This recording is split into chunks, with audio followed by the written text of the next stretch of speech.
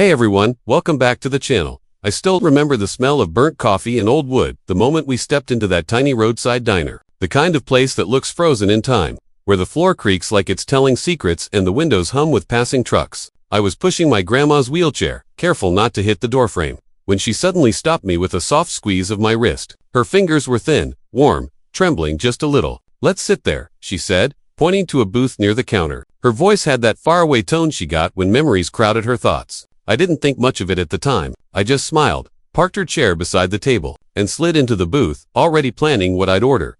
The waitress came over with a pot of coffee, her footsteps light, almost hesitant, like she didn't want to disturb anyone's peace. She was young, maybe early 20s, hair pulled back in a messy ponytail, eyes bright but tired. She smiled politely, the kind of smile you practice when you've had a long shift but still want to be kind. "What can I get you today?" she asked, glancing between us. Before I could answer, my grandma froze. I felt it before I saw it. The air changed, thickened, like the diner itself had stopped breathing. My grandma's eyes widened, not in fear, but in shock so deep it almost looked like recognition. She leaned forward, her hand clutching the edge of the table. Her voice dropped to a whisper, barely louder than the hum of the refrigerator behind the counter. "You have my daughter's eyes," she said. The waitress blinked, confused, her smile faltering. For a heartbeat, no one moved. Seconds stretched like hours. I felt my stomach twist because I knew that look on my grandma's face. I had only seen it once before, at a funeral decades ago. The waitress laughed nervously, brushing it off like an awkward compliment. "Oh, thank you, ma'am," she said,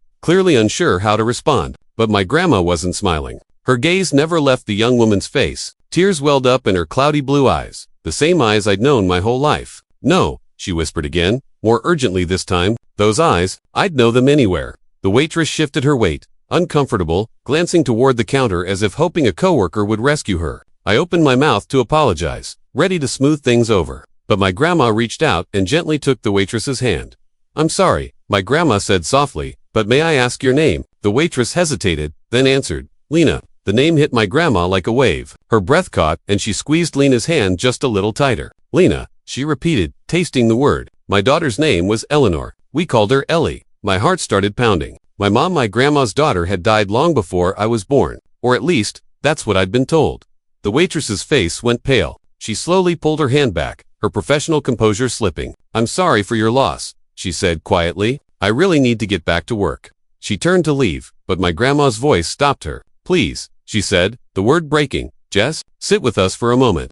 There was something in her tone that made Lena pause. Against her better judgment, she slid into the seat across from us.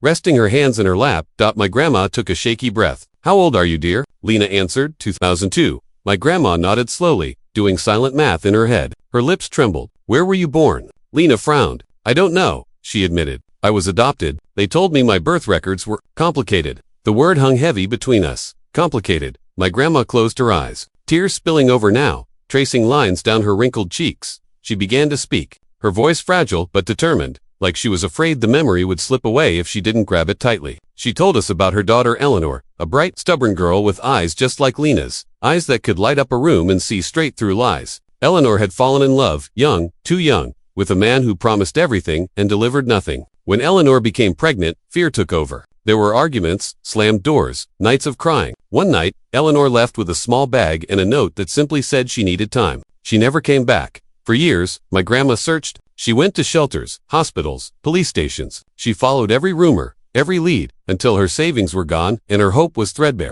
Eventually, life forced her to accept a story told by strangers that Eleanor had died giving birth, that the baby had been adopted out, that there was nothing left to find. My grandma's voice cracked as she admitted she never fully believed it. But she didn't know how to keep searching without losing herself. Lena listened, her eyes glossy, her hands trembling. "My adoptive parents told me my birth mother died," she said quietly. "They said she loved me, but she couldn't keep me safe."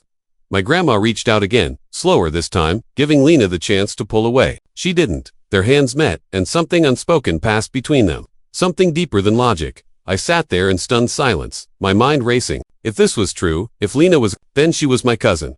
Family, blood. The idea felt unreal, like stepping into a story that had been hidden behind a wall my whole life. The diner noise slowly returned, around us plates clinking.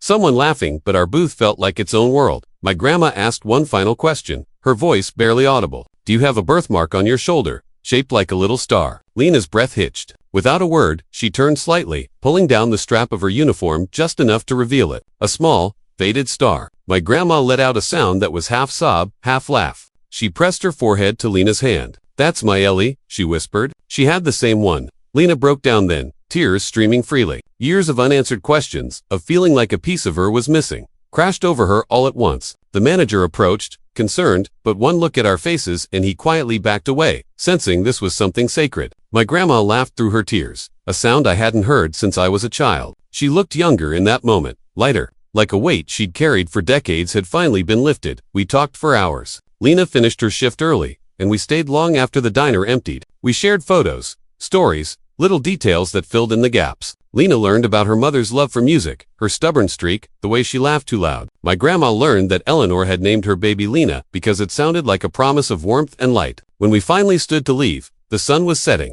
painting the sky in soft oranges and pinks.